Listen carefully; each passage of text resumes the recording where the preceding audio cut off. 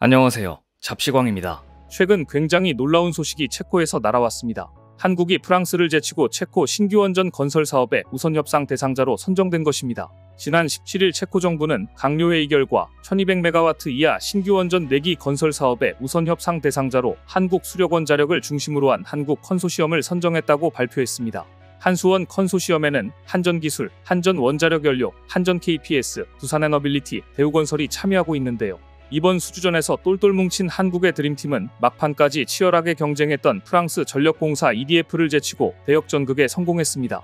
이번 결정은 예상 밖의 결과입니다. 사실 한수원과 프랑스 전력공사 EDF로 압축되었을 때 많은 전문가들이 유럽 원자력 동맹을 주도하고 있는 프랑스의 강력한 영향력이 작용할 것으로 예상했고, 더구나 유럽에서 원전 사업 경험이 많은 프랑스 EDF가 훨씬 더 유리하다는 전망을 내놓았습니다. 하지만 체코는 지난 50여 년간 축적된 한국 원전의 경쟁력과 신뢰성을 높이 평가하며 한수원을 우선 협상 대상자로 선택했습니다. 세계 유수의 글로벌 사업자들만의 각축전이 될 것이라는 예상을 뒤엎고 팀 코리아가 우선 협상 대상자로 선정되며 2년 4개월에 걸친 수주전은 이렇게 일단락되었고, 한국은 또 한 번 유럽의 기술왕국의 이름을 떨쳤습니다. 이번 한수원의 성공 뒤에는 막판 홍보전의 역할도 컸다는 분석입니다. 한국수력원자력은 체코 유력 일간지에 전면 광고를 내고 현지 업계 인사의 발언을 인용해 한수원의 경쟁력을 호소했습니다. 체코 HN은 체코 전역에 10만 명이 넘는 구독자를 보유하고 있는 매체로, 한수원은 이 매체의 지면 광고에서 원전을 형상화한 그림과 안전모 사진을 배경으로 체코 에너지협회 비체슬라프 요나슈 회장의 발언을 담았습니다. 수주를 위해 현지 언론까지 활용한 것은 칭찬할 만한 전략입니다. 광고 내용도 체코가 원하는 내용을 정확히 짚었습니다. 한국이 UAE 바라카 원전을 납기에 정확히 맞춰 건설했던 사례, 한국이 어떻게 터빈을 비롯한 주요 부품에서 체코 공급사의 높은 참여를 계획하고 있는지, 그리고 한국이 얼마나 최저기 가격을 제시했는지 등등 체코가 궁금해할 만한 내용을 담았습니다. 체코는 이번 수주전에서 체코 회사를 얼마나 참여하게 할 것인가를 핵심 조건으로 보고 있었는데요. 한국은 이를 간파하고 상당수 체코 회사들의 참여를 약속하며 체코와 협력하겠다는 뜻을 강하게 어필한 것이었습니다. 또한 이번 체코 원전 사업 수주가 특히 의미가 있는 이유는 앞으로 영국, 에스토니아, 이탈리아 등에서 원전 건설 수요가 상당히 늘어날 것으로 예상되기 때문입니다. 애초 체코의 원전 사업 물량은 프랑스로 갈 가능성이 높았습니다. 하지만 이번 결과로 유럽 전역의 원전 수주전에서 한국이 유리한 고지를 점할 가능성이 높아졌는데요. 최근 에너지 안보가 중요시되면서 한때 탈원전으로 방향을 잡았던 유럽 국가들이 앞다투어 원전을 부활시키는 정책으로 전환하고 있습니다.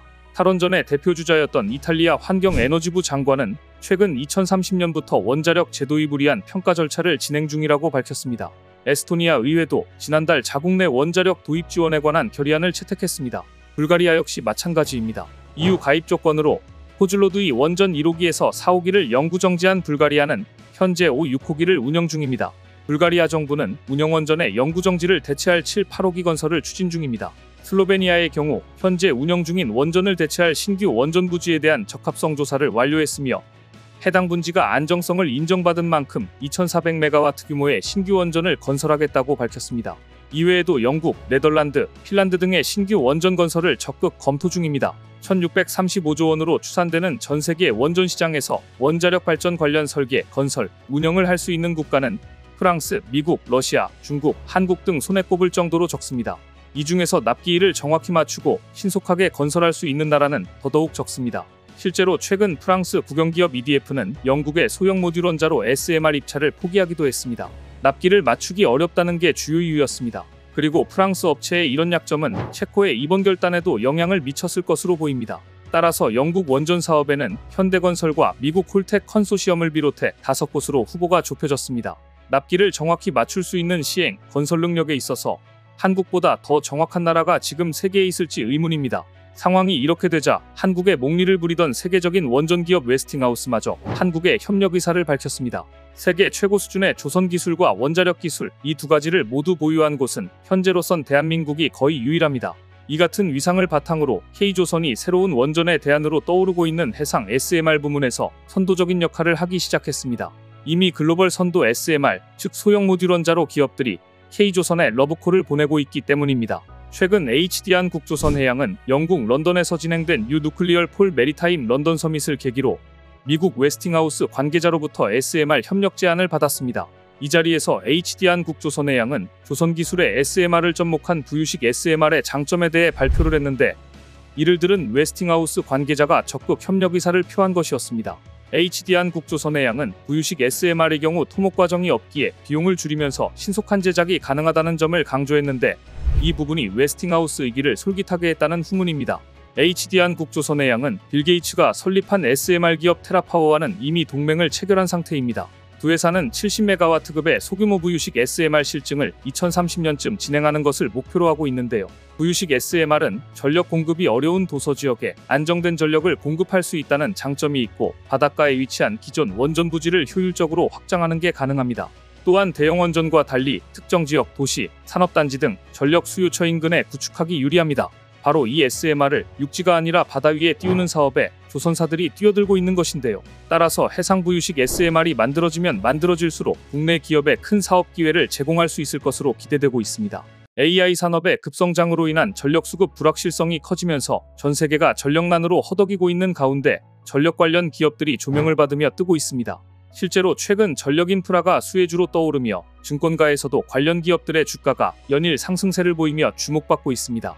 AI 데이터 센터 수요 확대와 미국 전력망 현대화 계획으로 HD현대 일렉트릭 주가는 올해 들어 250% 급등했고, 다른 전력 설비 관련 기업의 주가가 3배 가까이 올랐습니다. 이렇듯 AI의 막대한 전력 소요로 전력 인프라가 수혜로 부각되면서 전력 인프라를 테마로 하는 ETF 상장까지 속속 이어지고 있다고 합니다. 특히나 이 가운데 원전 관련 산업이 뜨고 있어 국내 기업들의 엄청난 수혜가 예상되고 있는 상황입니다. 앞서 전세계 최초로 탈원전했다가 전력이 부족해진 유럽 국가 이탈리아가 35년 만에 원전 재도입을 검토하고 있을 정도인데요. 파이낸셜 타임스에 따르면 최근 이탈리아 환경에너지부는 소형 모듈형 원자로 SMR에 대한 투자를 허용하는 법안을 발의할 계획이라고 밝혔습니다. 이탈리아 정부가 이런 결단을 내린 건 태양광 및 풍력과 같은 재생에너지 기술이 필요한 에너지 안보를 제공할 수 없다고 판단했기 때문입니다. 앞서 이탈리아는 1960년대, 1970년대에 4기의 원자력 발전소를 건설하며 원전 확장을 추진했는데, 체르노빌 참사가 벌어지자 국민투표를 거쳐 탈원전을 결정했습니다. 이에 따라 당시 운영되던 원전 4기는 즉각 가동이 중단됐고, 1990년 마지막 원전마저 폐쇄되면서 세계 최초의 탈원전 국가가 됐지만 다시 원전을 보유하려고 하는 겁니다. 그런데 이런 움직임은 비단 이탈리아만의 이야기가 아니라 유럽 전역으로 퍼지고 있는 최근의 상황을 대변해주고 있는데, 이런 흐름에 대한민국의 엄청난 수혜가 예상되고 있습니다. 실제로 얼마 전 한국이 체코 원전 우선 협상 대상자로 선정되는 등 최소 10년치 일감을 확보하는 쾌거를 이뤄냈습니다. 때문에 국내 산업계에서는 체코를 시작으로 네덜란드와 폴란드 등에서의 추가 수주 가능성이 높아졌다며 유럽 시장 진출은 이제 시작이라는 이야기가 나오고 있는데요. 아무래도 최근에 AI 산업 급성장으로 인한 전력난에 SMR이 주목을 받고 있기에 한국이 대안으로 떠오르고 있는 상황인 겁니다. 심지어 생성형 AI 챗GPT 개발사인 오픈AI마저도 2027년부터는 핵 에너지로 전력을 공급할 거라는 전망이 나올 정도인데요. 뉴스위크 등 외신에 따르면 오픈AI CEO가 투자한 핵에너지 업체 오클로는 2027년 가동을 목표로 하는 첫 SMR 개발을 진행하고 있는 것으로 전해졌습니다. 실제로 최근 오클로는 미 아이다호 국립연구소의 첫 번째 SMR을 구축 중이라고 밝혔으며, SMR을 통해 전력 비용을 크게 낮출 수 있다고 이야기했습니다. 현재의 원자로는 해결료에 포함된 에너지 함량의 약 5%만 사용하고 나머지 95%는 거의 사용되지 않고 있지만, 자신들이 개발한 SMR을 통해 95%의 에너지를 활용할 수 있으며 효율을 극도로 끌어올릴 수 있다는 주장입니다. 사실이야 어떻든지 간에 앞으로는 연료 공급과 더불어 연료 효율을 얼마나 높일 수 있는지가 글로벌 산업과 기업의 성패를 좌우할 핵심이 될 거라는 건 확실해 보입니다. 이런 가운데 SMR을 차세대 에너지원으로 띄우기 위해 미국 등 일부 국가에서 상용화를 앞두고 있어 한국형 SMR이 본격적으로 탄력을 받을 거란 기대감이 커지고 있는데요. 세계경제포럼은 2040년까지 SMR 시장이 연평균 22%씩 성장하고, 영국 국가원자력연구원은 2035년까지 시장이 최대 630조 원에 이를 것으로 봤는데, 한국이 그만큼 수혜를 입을 것으로 보입니다. 특히나 현재 SMR에 가장 적극적인 나라는 미국으로 최근 원전 배치 가속화법이 통과되며 4세대 SMR 건설에 탄력이 붙었습니다.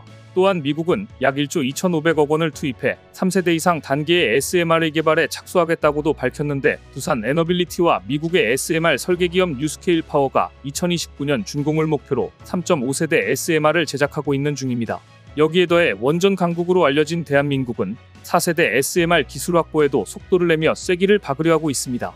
실제로 최근 정부는 4세대 SMR 기술 개발을 위해 차세대 원자로 설계 역량을 보유한 민간 기업을 육성하고 기술 개발부터 실증까지 지원하는 2조 5천억 원 규모 대형 프로젝트를 추진할 계획으로 알려졌습니다. 그리고 그 일환으로 한국원자력연구원과 현대건설이 테라파워가 보유한 SFR 기술을 공동으로 개발하고 있는 중입니다. 더구나 최근 경북을 SMR 미래 경쟁력 확보의 거점으로 삼겠다는 국정 방침도 발표했는데 3천억 원 규모의 경주 SMR 국가산단을 세워 글로벌 SMR 파운드리로 키우고 800억 원 규모의 원전산업 성장펀드도 조성한다는 내용입니다.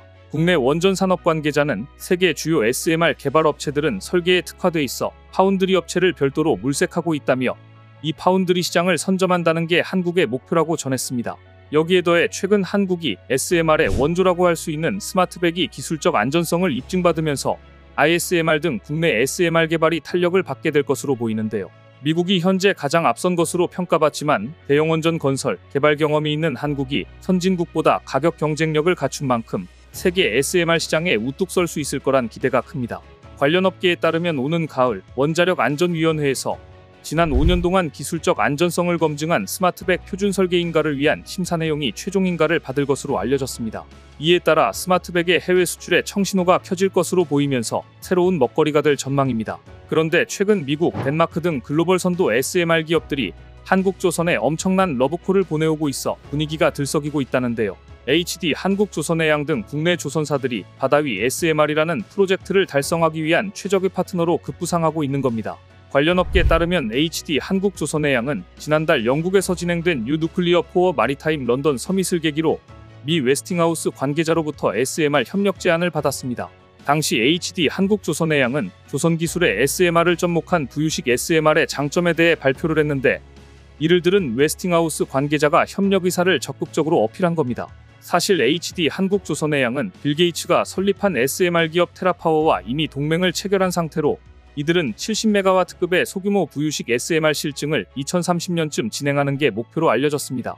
이렇듯 해상 부유식 SMR은 국내 기업에게 엄청난 사업 기회를 제공할 수 있을 것으로 기대되고 있는 상황인데요. 세계적으로 봤을 때 글로벌 톱티어 조선 원전 기술을 보유한 국가가 한국밖에는 없기 때문에 고스란히 그 수혜를 한국이 가져갈 것으로 보입니다.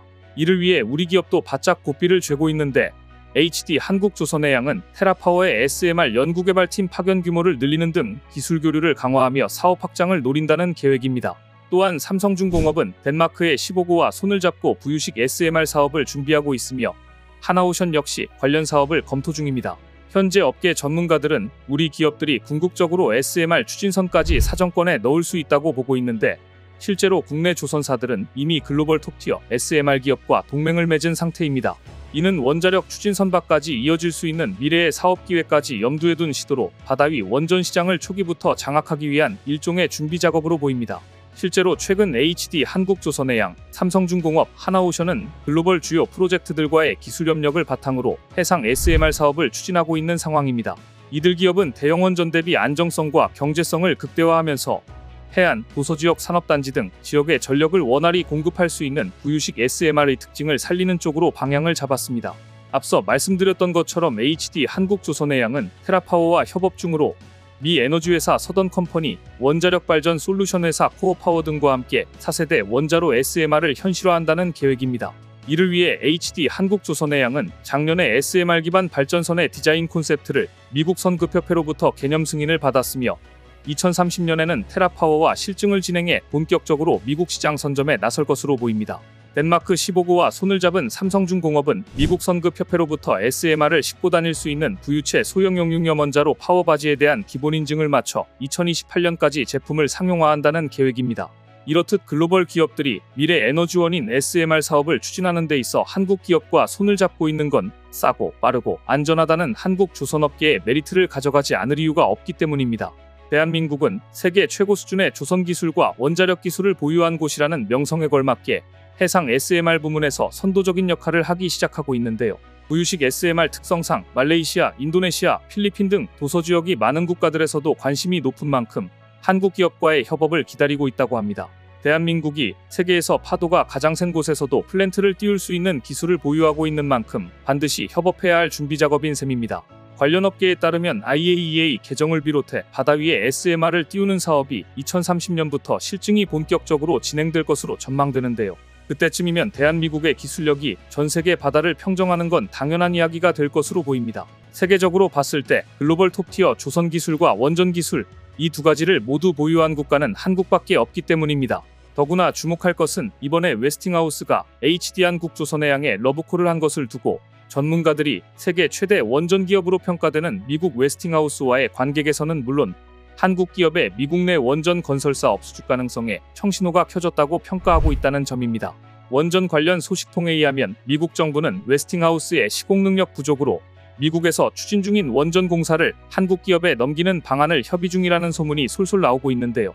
웨스팅하우스는 1950년대부터 미국에서 가장 많은 원전을 건설하고 전 세계 원전 가운데 절반 가까이의 원천 기술을 제공한 원전 건설의 대명사입니다.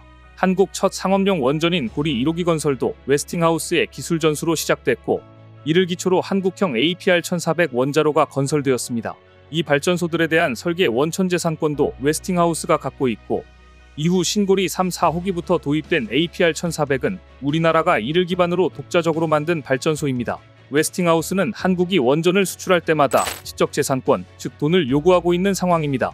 웨스팅하우스는 우리나라를 포함한 전 세계 원전의 모든 설계 기반 자료를 다 보유하고 있는 데다가 사후관리 사업권까지 가지고 있는 회사라 사실상 세계 민간 원전에 대해 가장 영향력이 큰 회사라고 볼 수 있습니다.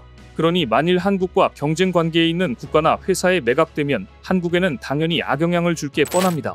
미국이 러시아나 중국에는 팔지 않겠지만 프랑스 EDF라는 회사가 가장 적극적으로 나서고 있는데 만일 웨스팅하우스가 프랑스에 넘어가면 한국은 아마 앞으로 세계 원자력 발전 수주에서 상당히 고전을 면치 못할 것입니다. 현재 웨스팅하우스는 폴란드나 영국 등 우리와 경쟁하고 있는 유럽 원전 수주에서 상당 부분 앞서고 있는데요. 우리가 웨스팅하우스와 협력을 강화하거나 혹은 인수한다면 자연히 해외 원전 수주에도 힘이 실릴 것이란 계산이 나옵니다. 웨스팅하우스를 인수하면 국제 원자력 시장에서의 강자가 될 수 있는 기회라는 점은 분명합니다. 하지만 덩치가 커서 국내 한 기업이 인수하기에는 어려울 것이라 고심이 깊습니다. 이런 가운데 미국 정부는 웨스팅하우스가 현재 추진하고 있는 미국 보글원전 3, 4호기와 사우스캐롤라이나주 썸머원전 2, 3호기가 워낙 건설이 지지부진하자 건설 부문을 한국 업체들에게 넘겨 미국 내에서 완공을 하거나 폴란드나 다른 동유럽 국가로 수출할 계획까지 내비치고 있는데요. 미국이 미국 내 원전 건설을 빠르게 진행시키기 위해 원전 건설에 강국인 한국 업체들의 손이 필요해진 것입니다.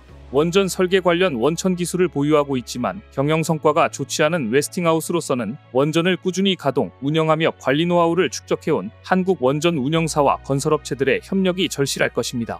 사실 웨스팅하우스는 한국에게 지적재산권을 주장하며 회방을 놓았습니다. 웨스팅하우스는 2009년 당시 UAE에 진출한 한수원에게 특허권 침해를 문제 삼아 거액의 기술 자문료를 요구했고 한수원이 폴란드에 원전을 수출하자 또다시 기술재산권은 자신들에게 있다며 자문료를 요구하면서 매각 전에 자신들의 몸값 불리기를 시도했습니다.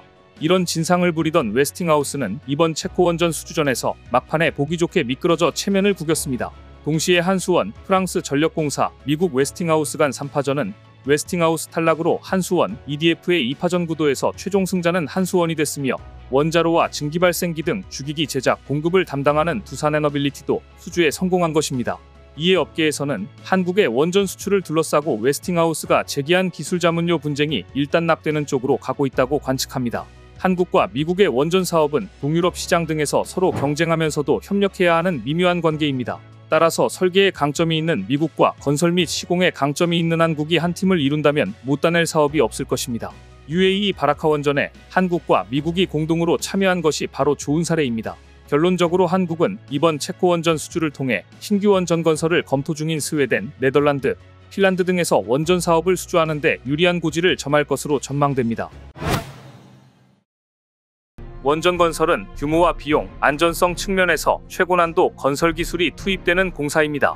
한국은 이번 수주전의 한전기술은 설계를, 두산에너빌리티와 대우건설은 각각 주기기와 시공을, 한전연료는 핵연료를 담당하는 등 팀 코리아를 구성해 공사를 따냈고 무엇보다 유럽 원전 건설의 강국인 프랑스를 제쳤다는 점에서 한국의 위상을 높이기에 충분했습니다. 그리고 이때 UAE로부터 흥미로운 뉴스가 전해졌습니다.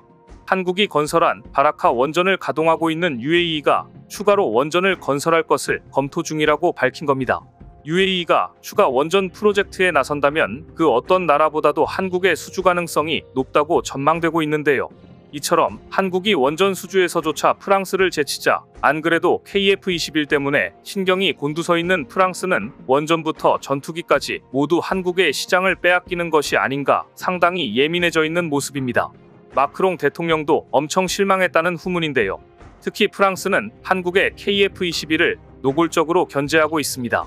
방산강국 프랑스가 왜 그렇게 세계 무대에 이제야 선을 보이는 한국의 KF-21에 대해 노골적으로 경계하며 전 유럽에 한국 전투기 경계령을 내린 것인지 그 진짜 이유는 무엇인지 자세히 알아보겠습니다. 러시아 우크라이나 전쟁에서 세계가 확인한 것은 제공권을 장악하는 공중전을 수행할 수 있는 전투기의 활약이 여전히 중요하고 위협적이기는 하지만 공중전을 펼치기도 전에 상대방의 레이더에 걸려 방공 미사일에 격추당하기 일쑤였다는 점입니다. 이건 그냥 스텔스가 안 되는 전투기의 한계이자 숙명이었습니다. 이런 전황이 이어지자 이제 방산시장과 각국의 군비 도입 사업은 스텔스 전투기 도입에 모아지고 있습니다. 당장 미국은 스텔스 전력을 F-35에 전부 맡기고 부족분을 4.5세대 전투기로 메워보려던 계획을 폐기해야 하나 고민하고 있습니다. 어마어마한 유지비를 잡아먹는 F-21을 퇴역시키기 위한 것이었는데 이대로라면 4.5세대 전투기들이 생각보다 별 도움이 되지 못할 것이라는 판단이 들었는지 F-22의 퇴역 자체를 취소하는 방안을 검토 중이라는 소식이 들려왔습니다. 얼마 전 말레이시아는 한국의 경전투기 FA-50 도입을 공식 선언하며 사업 추진을 공식 선언했습니다. 1조 2천억 원 규모의 FA-50M 계약은 말레이시아 국방 획득 사업 중 최대 규모로 FA-50M은 FA-50을 말레이시아 측 수요에 맞게 개량한 모델입니다. 그런가 하면 말레이시아는 공군 다목적 전투기 도입 프로그램 MRCA를 시작하면서 그 기본적인 전제 조건을 발표했는데 충격적이게도 4.5세대 전투기를 처음부터 배제하겠다고 발표했습니다. 전 세계적인 전투기의 트렌드가 이렇게 흘러가게 될 거라는 건 어느 정도 예상했지만 그래도 아직까지 5세대 전투기 가운데 제대로 수출된 건 사실상 F-35 밖에는 없는 상황에서 사업 전체를 5세대로 진행하겠다는 결정을 내린 것은 파격적인 것이었습니다. 그런데 심지어 말레이시아는 F-35를 후보 기종에 넣지도 않았습니다. 말레이시아가 최초로 검토를 시작한 두 가지 기종은 러시아의 수-57과 한국의 KF-21이었습니다. 냉정하게 따져서 해외에서는 KF-21을 4.5세대 전투기로 분류합니다. 지금 상태에서 완전한 스텔스를 달성하지 못한 것이 사실이기 때문입니다. 내부 무장창을 탑재한 완전 스텔스 달성이 5세대 전투기의 필요 충분 조건임을 생각하면 KF-21이 지금 여기에 이름을 올리는 것이 의아하게 여겨질 수 있습니다. 하지만 이것은 말레이시아가 MRCA 도입 사업을 매우 장기적인 프로젝트로 다루고 있기 때문일 수 있습니다. 말레이시아는 실제 도입 시기가 되면 한국이 KF-21을 완전 스텔스화한 5세대 기종으로 발전시킬 수 있을 것이라고 본다는 이야기입니다. 원래 MRCA 사업은 좀 더 포괄적인 도입 사업이었습니다. 5세대 기종만 도입하는 방향성으로 조정된 것은 극히 최근의 일로 그전에는 유로파이터, 타이푼, 라팔, 그리펜, F-18 슈퍼호넷 등 대표적인 4.5세대 전투기들이 전부 고려되는 사업이었습니다. 그런데 한국의 KF-21을 제외한 나머지 4.5세대 전투기들은 사업의 방향성이 바뀌면서 전부 후보에서 탈락하는 분위기입니다. 이미 20년 이상 운용된 구형 기종이라는 이유에서였습니다. 이게 가장 충격을 받은 것은 역시 프랑스의 라팔이었습니다. 프랑스는 은근히 유로 파이터나 그리펜보다야 라팔이지라는 자부심이 있었고 2020년대에 전투기 도입 사업을 진행하면 프랑스의 라팔이 무난하게 말레이시아 전투기 사업을 따낼 것이라 자신했습니다. 더구나 우크라이나 전쟁으로 라팔이 불티나게 팔리기 시작했고 더욱 자신감을 갖게 됐습니다. 하지만 전문가들은 라팔의 전성기는 지금이고 KF-21이 양산된 후 몇 차례 개량을 거쳐 성능의 고점을 찍을 시점에는 이미 라팔이 팔리지 않게 될 것이라고 전망합니다. KF-21은 애초에 스텔스를 전제하지 않고 만들어진 4.5세대 전투기들과 달리 상당한 수준의 스텔스 설계가 적용되어 있고 몇 가지 문제가 해결되면 완전한 스텔스 역시 실현이 가능합니다. 그래서 지금 KF-21은 말레이시아 전투기 도입 사업에서 수-57의 강력한 경쟁자가 되어 있고 페루의 신형 전투기 사업 입찰전에서도 라팔의 가장 강력한 경쟁자로 떠오른 것인데요. 몇 년 사이에 프랑스와 러시아로서는 한국의 KF-21의 위상이 이렇게 높아진 것에 대해 당혹스러울 수밖에 없을 것입니다. 이러한 사실을 프랑스 역시 모르는 것이 아니다 보니 마크롱 대통령이 직접 나서 미국과 한국에서 더 이상 무기를 사지 말자, 유럽 내 영내 공급을 최우선으로 생각하자라고 말하며 공개적으로 미국과 한국을 동일시하며 같은 반열에 올려놓고 견제하는 언급을 하기까지 했습니다. 마크롱의 발언은 어찌 보면 지금 군수장비 최고의 공급처를 한국이라고 인정한 꼴이었습니다. 최근 일본조차도 한국과 같은 방식으로 군사무기를 수출해야 한다, 한국을 카피해야 한다는 말이 나올 정도입니다. 결국 마크롱의 한국 방산 더 이상 사지 말라는 경고는 유럽이 미국의 방산무기로부터 벗어날 수는 없으니 한국 방산만이라도 사들이지 말라는 말이나 다름없었습니다. 하지만 프랑스의 뜻대로 전개될 것 같지는 않습니다. 최근 페루의 공군사령관은 자국 전투기 사업에 대해 세계의 국제 제조업체를 최종 후보로 선정했으며 한국 KF-21과 프랑스 라팔이 주요 경쟁자로 확인됐다고 밝혔습니다. 페루에서도 KF-21대 라팔이라니. 앞서 페루는 공군 현대화와 항공우주 역량 확장의 일환으로 KF-21 프로그램 참여 여부까지 검토한 바 있는 만큼 한국 항공우주 산업의 기대감도 커질 전망인데요. 만일 페루에서도 라팔이 KF-21에 밀린다면 프랑스에게는 적잖은 타격이 될 것이 분명합니다. 그래서 이미 프랑스 매체들은 KF-21의 급부상을 견제해야 한다며 노골적으로 기사를 올리고 있습니다. 프랑스를 대표하는 방산 매체인 메타는 최근 KF-21 보람에 본격적인 양산에 착수했다는 특집 기사를 통해 한국의 차세대 전투기가 라팔 전투기를 위협할 만큼 충분한 성장 잠재력을 가지고 있다며 분명 내부 무장을 완성해 5세대 전투기로 향상될 것이 확실하다며 우려를 표했습니다. 아예 프랑스 이 매체는 우크라이나 전쟁으로 인해 전투기 수요가 늘어 라팔 전투기 수출이 호조세를 보였지만 이것은 어디까지나 전쟁으로 인한 매출이다. 이제 한국의 KF-21 보라매가 본격적으로 양산되기 시작하면 라팔 전투기가 갖고 있는 장점들이 사라질 수 있다고 경고했습니다. 그러면서 대한민국은 우크라이나 전쟁 전부터 K9 자주포를 전세계 시장에 활발하게 판매했었던 국가이며 전차와 다연장 로켓 그리고 경전투기까지 수출 목록이 빠르게 확대되었다.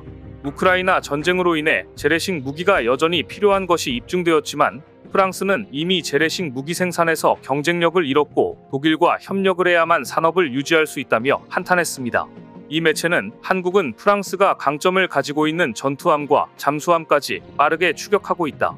그런데 이제 전투기까지 개발했고 KF-21의 추격을 가볍게 볼 수가 없다.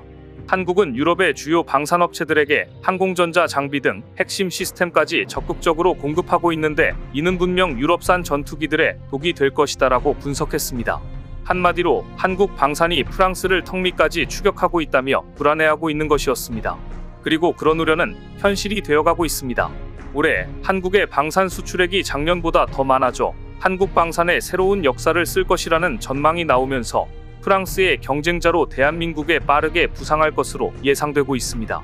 2022년 하반기 우크라이나 전쟁으로 한국은 20조 원 이상의 수주를 올렸지만 올해는 수출액이 떨어질 것이라는 예측이 많았습니다. 하지만 올해도 6개월 이상 흐른 지금 방산무기 수출액 200억 달러 돌파가 가능하다는 예측이 나오면서 작년에 이어서 올해도 상당한 수출액을 달성할 것으로 전망되고 있는데요. 이러한 실적은 이미 글로벌 평가기관들의 조사에서도 나타나고 있습니다.